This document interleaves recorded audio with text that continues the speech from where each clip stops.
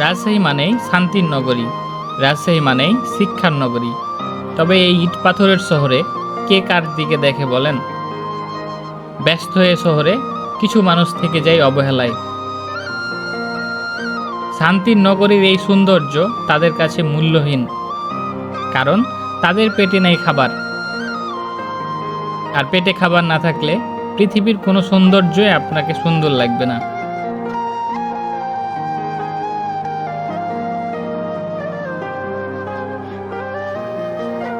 যাই হোক, রাজশাহী সাহেববাজার এলাকায় একটি ফুটওভার ব্রিজ পার হচ্ছিলাম। এ সময় দেখি কয়েকজন ভিক্ষুক শুয়ে আছে। হাজারো মানুষ পাশ দিয়েই হাঁটছে, কিন্তু দেখেও যেন দেখছেন না তারা। তাদের সঙ্গে কথা বলে জানা গেছে তাদের থাকার তেমন কোনো জায়গা নেই। মানুষের কাছে ভিক্ষা করে 3 বেলা দুমুঠো খাবার খেয়ে কোনো মতে বেঁচে আছেন।